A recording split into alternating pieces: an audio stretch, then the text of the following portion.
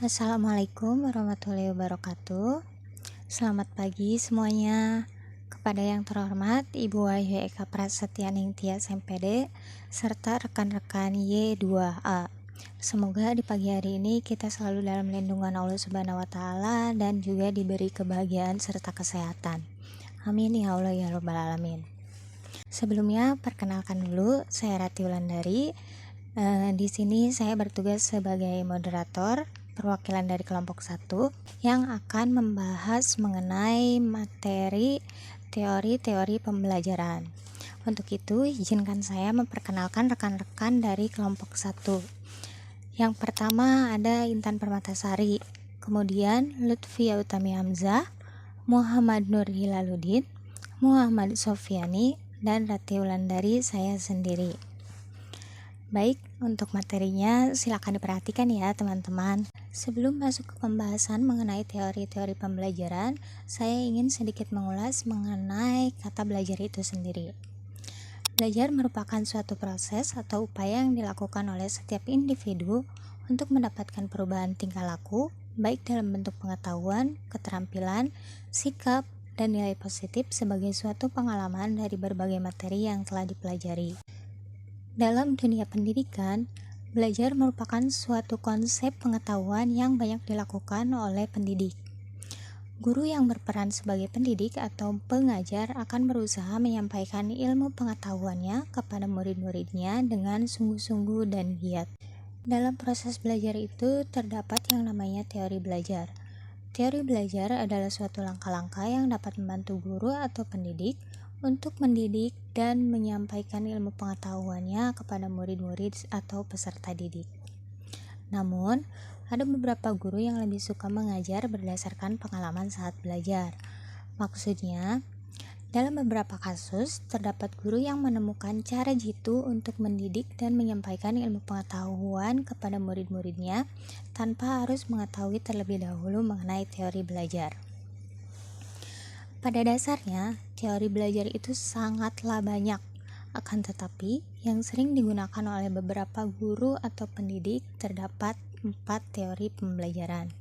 Yang pertama yaitu teori belajar behavioristik, yang kedua teori belajar kognitif, yang ketiga teori belajar konstruktif, dan yang terakhir yaitu teori belajar humanistik. Lalu manfaat apa aja nih yang kita dapat selaku guru setelah mempelajari mengenai teori-teori pembelajaran? Yang pertama, membantu guru untuk memahami bagaimana siswa belajar, kemudian membantu proses belajar lebih efektif, efisien, dan produktif. Yang ketiga, membimbing guru untuk merancang dan merencanakan proses pembelajaran. Yang keempat, menjadi panduan guru untuk mengelola kelas. Yang kelima, membantu guru untuk mengevaluasi proses, perilaku guru itu sendiri, serta hasil belajar siswa yang telah dicapai. Dan yang terakhir yaitu membantu guru dalam memberikan dukungan dan bantuan kepada siswa sehingga dapat mencapai prestasi maksimal. Jadi dalam proses pembelajaran itu, guru tidak hanya menyampaikan materi kepada siswanya, tapi juga terdapat interaksi antara guru dan siswa, sehingga si guru mampu mengerti dan memahami bagaimana metode yang tepat agar bisa diterapkan dalam kelas maupun di luar kelas tersebut. Kemudian, hal apa aja nih yang harus diketahui oleh guru dalam teori belajar? Yang pertama, kita harus mengetahui konsep dasar teori tersebut beserta ciri-ciri dan persyaratan yang melingkupinya. Yang kedua, bagaimana sikap dan peran guru dalam proses pembelajaran jika teori tersebut diterapkan. Yang ketiga, faktor-faktor lingkungan, baik fasilitas, alat, maupun suasana. Apa yang perlu diupayakan untuk mendorong proses pembelajaran. Yang keempat, tahapan apa saja yang harus dilakukan guru untuk melaksanakan proses pembelajaran, serta yang terakhir adalah apa yang harus dilakukan siswa dalam proses belajar. Oke, teori yang pertama yaitu teori behavioristik. Teori behavioristik adalah aliran dalam psikologi yang didirikan oleh John B. Watson pada tahun 1913 dan digerakkan oleh Burrhus Frederick Skinner. Teori ini merupakan tingkah laku sebagai akibat dari adanya interaksi antara stimulus dan respon. Stimulus, yaitu apa saja yang diberikan guru kepada siswa untuk membantu belajar siswa. Sedangkan respon adalah reaksi atau tanggapan siswa terhadap stimulus yang diberikan oleh guru. Seseorang dikatakan belajar apabila telah mengalami perubahan perilaku pada dirinya. Gagasan utama dalam aliran ini adalah bahwa untuk memahami tingkah laku diperlukan pendekatan yang objektif, mekanistik, dan materialistik, sehingga perubahan tingkah laku pada diri seseorang dapat dilakukan melalui upaya pengkondisian. Jika ditinjau dari konsep atau teori behavioristik ini tentu berbeda dengan teori-teori yang lain. Hal ini kita bisa lihat dalam pembelajaran sehari-hari di kelas. Ada berbagai asumsi atau pandangan yang muncul tentang teori behavioristik ini. Teori behavioristik ini memandang bahwa belajar adalah mengubah tingkah laku siswa dari yang tidak bisa menjadi bisa, dari yang tidak mengerti menjadi mengerti, dan tugas guru adalah mengontrol stimulus dan lingkungan belajar agar perubahan mendekati tujuan yang diinginkan. Jadi menurut teori ini yang terpenting adalah input yang berupa stimulus tadi dan output yang berupa respons. Menurut salah seorang ahli bernama Edward Lee Thorndike, belajar adalah proses interaksi antara stimulus dan respon. Stimulus yaitu apa saja yang dapat merangsang terjadinya kegiatan belajar seperti pikiran, perasaan, atau hal-hal lain yang dapat ditangkap melalui alat indera. Sedangkan respon yaitu reaksi yang dimunculkan siswa ketika belajar yang juga dapat berupa pikiran, perasaan, gerakan, serta tindakan. Dari definisi belajar tersebut, maka menurut Edward Lee Thorndike, perubahan tingkah laku akibat dari kegiatan belajar itu dapat berwujud konkret, yaitu dapat diamati, atau tidak konkret, yaitu tidak dapat diamati. Kemudian seorang ahli bernama Watson, ia mendefinisikan belajar sebagai proses interaksi antara stimulus dan respon. Namun stimulus dan respon yang dimaksud harus dapat diamati atau observable dan dapat diukur. Jadi walaupun ia mengaku adanya perubahan-perubahan mental dalam diri seseorang selama proses belajar, namun ia menganggap faktor tersebut sebagai hal yang tidak perlu diperhitungkan karena tidak dapat diamati, seperti itu. Kemudian yang terakhir yaitu aplikasi teori behavioristik dalam pembelajaran. Yang pertama, mementingkan pengaruh lingkungan. Yang kedua, mengutamakan mekanisme terbentuknya hasil belajar melalui prosedur stimulus dan respon tadi. Yang ketiga, mementingkan peranan kemampuan yang sudah terbentuk sebelumnya. Dan yang terakhir, mementingkan pembentukan kebiasaan melalui latihan dan pengulangan. Baik, selanjutnya kita akan berbicara tentang teori kognitif. Teori kognitif ini adalah suatu teori yang dikembangkan oleh Jean Piaget, di mana beliau merupakan seorang tokoh psikolog yang cukup terkenal dan banyak mempublikasikan ilmiah-ilmiah berkaitan dengan penelitian beliau.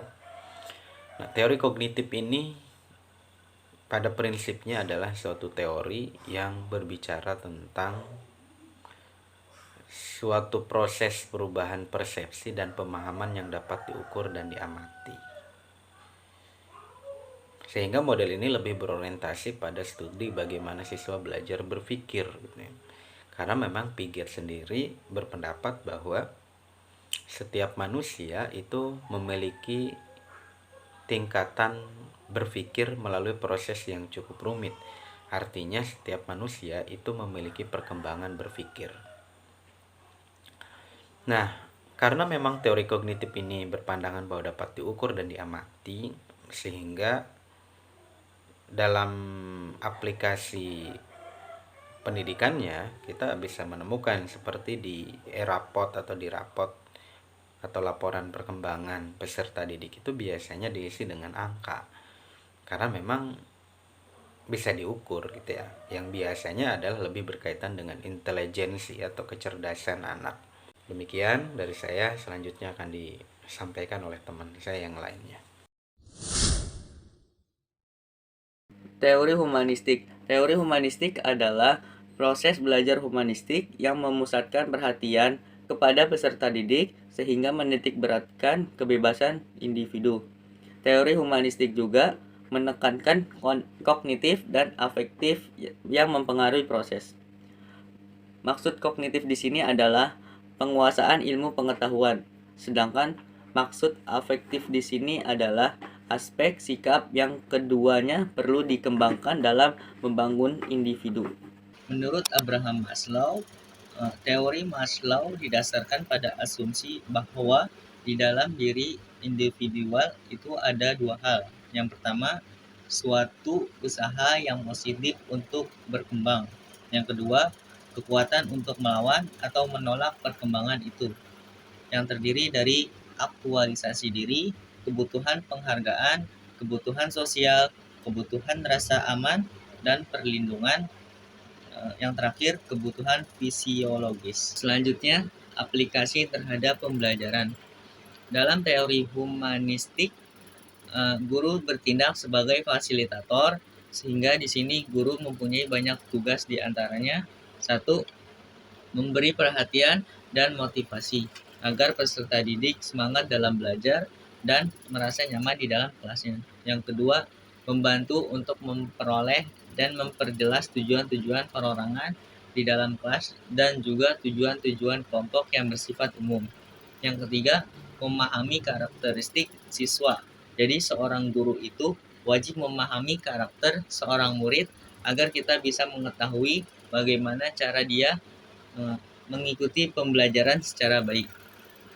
Yang keempat, mengatur dan menyediakan sumber-sumber untuk belajar. Contohnya seperti di Bimba yang harus memakai modul dari level 1 sampai dengan level 4. Yang selanjutnya, yang kelima, dapat menyesuaikan diri bersama siswanya supaya peserta didik lebih nyaman belajar dengan kita. Yang keenam, berbaur dengan siswa, berkomunikasi dengan secara baik bersama siswa. Yang ketujuh, dapat memahami dirinya dan tentunya agar dapat memahami siswa. Assalamualaikum warahmatullahi wabarakatuh. Perkenalkan, nama saya Lutfi Utami. Di sini saya akan menjelaskan tentang teori sibernetik menurut para ahli dan juga cara penerapannya. Menurut teori sibernetik, belajar adalah cara pengolahan informasi. Teori ini mempunyai kesamaan dengan teori kognitif, yaitu lebih mementingkan proses belajar daripada hasil belajar. Proses belajar memang penting dalam teori sibernetik ini, namun yang lebih penting lagi yaitu sistem informasi yang diproses yang akan dipelajari oleh siswa. Teori pembelajaran sibernetik adalah ilmu yang mengandalkan sistem informasi dan komunikasi yang diterapkan dalam fungsi organisme atau mesin yang majemuk. Jadi metode ini merupakan usaha guru dalam membantu siswa untuk mencapai tujuan belajarnya secara efektif dengan cara memfungsikan unsur-unsur kognisi siswa, terutama unsur pikiran, di mana unsur tersebut memahami stimulus dari luar melalui proses pengolahan informasi. Proses pengolahan informasi adalah sebuah pendekatan dalam belajar yang mengutamakan berfungsinya memori. Model proses pengolahan informasi memandang memori manusia seperti komputer yang mengambil atau mendapatkan informasi, mengelola dan mengubahnya dalam bentuk dan isi, kemudian menyimpannya dan menampilkan kembali informasi pada saat dibutuhkan. Menurut Landa, proses belajar akan berjalan dengan baik jika materi pelajaran yang hendak dipelajari atau masalah yang akan dipecahkan diketahui ciri-cirinya. Materi pelajaran tertentu akan lebih tepat disajikan dalam urutan yang teratur, sedangkan materi pelajaran lainnya akan lebih tepat bila disajikan dalam bentuk terbuka dan memberi kebebasan kepada siswa untuk berimajinasi dan berpikir. Penerapan teori sibernetik dalam proses belajar mengajar paling tidak mengikuti langkah-langkah antara lain. Yang pertama, yaitu menentukan tujuan instruksional. Yang kedua, menentukan materi pembelajaran. Yang ketiga, mengkaji sistem informasi yang terkandung dalam materi tersebut. Yang keempat, menentukan pendekatan belajar yang sesuai dengan sistem informasi itu. apakah algoritmik atau heuristik. Yang keenam, menyusun materi dalam urutan yang sesuai dengan sistem informasinya. Yang ketujuh, menyajikan materi dan membimbing peserta didik belajar dengan pola yang sesuai dengan urutan pelajaran. Baik, saya rasa cukup sekian penyampaian materi dari kelompok 1. Kurang lebihnya saya mohon maaf dan saya akhiri. Wabillahi taufiq wal hidayah. Wassalamualaikum warahmatullahi wabarakatuh.